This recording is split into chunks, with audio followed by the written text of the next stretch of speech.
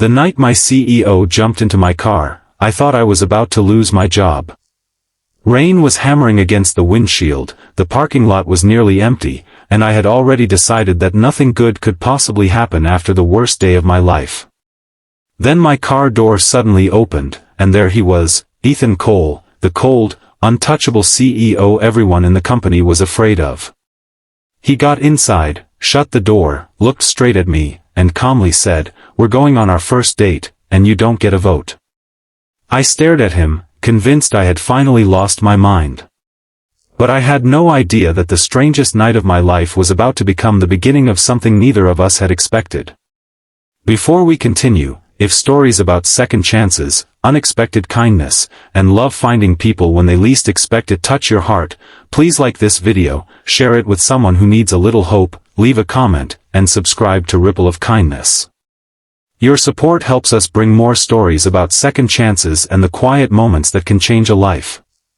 My name is Lily Harper, and until that evening, I had spent 3 years trying very hard to become invisible.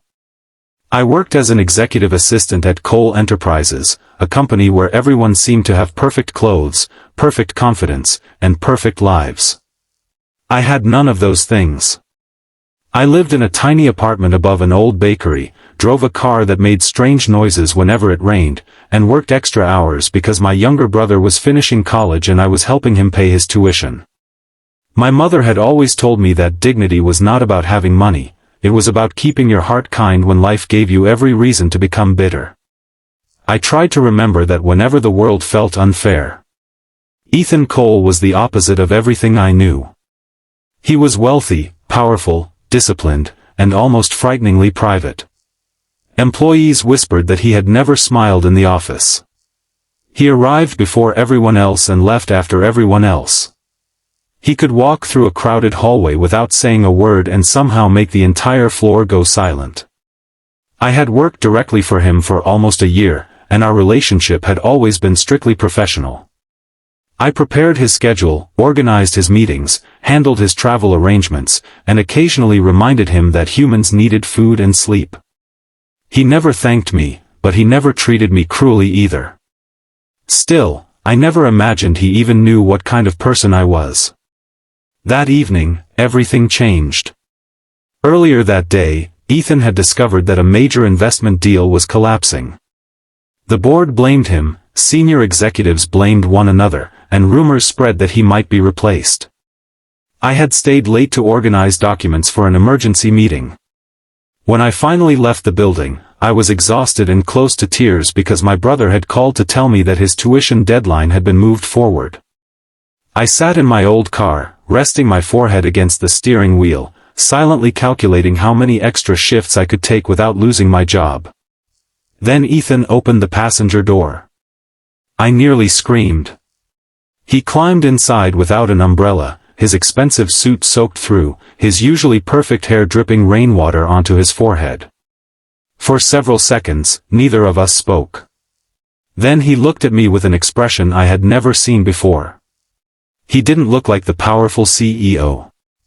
He looked tired. Human. Almost lost. When he announced that we were going on our first date, I laughed because I thought he was joking. He wasn't. I reminded him that he was my boss, that I was not dressed for a date, and that I had no idea what had gotten into him. He simply told me to start driving. I refused. He looked at me for a long moment and admitted that he had spent the entire day surrounded by people who wanted something from him. Everyone wanted his money, his position, his approval, or his failure. But I was the only person in the building who had ever looked him in the eye and told him to eat lunch because he looked exhausted.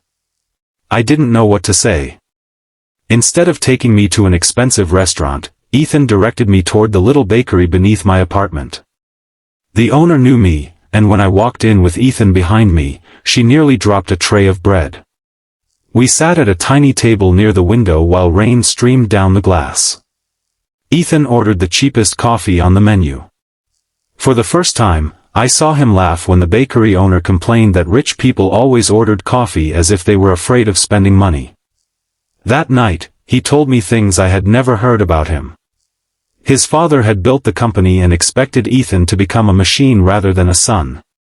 His mother had died when he was young, and after that, he had learned to hide every weakness because weakness had always been used against him. He had convinced himself that being alone was safer than being disappointed. Then he asked about me. I told him about my brother, my mother, the apartment, the bills, and the dreams I had quietly abandoned because survival always seemed more important.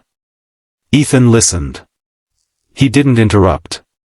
He didn't offer money. He simply listened. When he drove me home, he stood outside my building in the rain and said that he wasn't asking me to fall in love with him. He was asking me to give him one evening where he could be Ethan instead of the CEO. I agreed to a second date. But Monday morning brought a cruel surprise. A photograph of us leaving the bakery had been taken by someone from the company. By lunchtime, the entire office was whispering. Some accused me of manipulating Ethan. Others said I had planned everything to get promoted. One executive even suggested that I had used my personal relationship with the CEO to gain access to confidential information. Ethan's face became cold when he heard the accusations, but I was the one who suffered most. I felt humiliated. I wanted to resign. That was when Ethan did something nobody expected. He called the entire leadership team into a meeting and told them that if anyone questioned my professionalism again, they would answer directly to him. Then he removed himself from decisions involving my department so no one could accuse me of receiving special treatment. Instead of protecting me secretly, he protected my reputation publicly. For the first time in my life, someone had chosen my dignity over convenience. Weeks passed, and our relationship grew slowly. There were no dramatic promises. There were quiet dinners, long walks, ridiculous arguments about movies, and mornings when Ethan would send me a message reminding me not to skip breakfast. I began to realize that behind his intimidating reputation was a man who was terrified of being abandoned. He began to realize that behind my independence was a woman who had spent years believing she had to carry everything alone. Then came the final test. Ethan's father announced that he planned to force Ethan into a business marriage with the daughter of a powerful investor. If Ethan refused, the investor threatened to withdraw millions from the company. Ethan was pressured from every direction. He could save the company by sacrificing the one relationship that had made him genuinely happy. I expected him to choose the company. Instead, Ethan walked into the boardroom and resigned as CEO. He told them that a company could be rebuilt, money could be earned again, and power could be replaced, but a life built without courage was not worth preserving. He walked away from the position his entire life had been designed around. For the first time, I understood what love really meant. It wasn't someone promising that life would always be easy. It was someone brave enough to choose what was right when doing so was difficult. Months later, Ethan started a smaller company with several employees who had believed in him.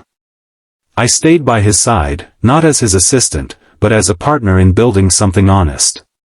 My brother graduated from college, my mother finally stopped worrying about our future, and the old bakery beneath my apartment became the place where Ethan and I celebrated every important milestone. One rainy evening, we returned to that same little table where our first date had begun. Ethan smiled and reminded me of the night he had jumped into my car and declared that I didn't get a vote.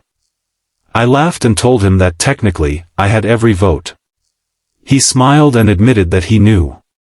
Because the truth was, he had never wanted to take away my choice. He had only been brave enough to ask me to make one. If this story touched your heart, please take a moment to like the video, share it with someone who believes in second chances, and subscribe to Ripple of Kindness. Sometimes the smallest act of kindness can reach someone who is silently falling apart, and you may never know how much your support means. And before the story ends, comment, "I believe in second chances," if you believe that love can find us even after life has taught us to stop expecting it. Because sometimes the person who enters your life unexpectedly isn't there to change who you are. Sometimes they arrive to remind you that you were never meant to face everything alone. And sometimes, the greatest love story begins with nothing more than a rainy night, an old car, a frightened heart, and one person brave enough to say, let's give happiness a chance.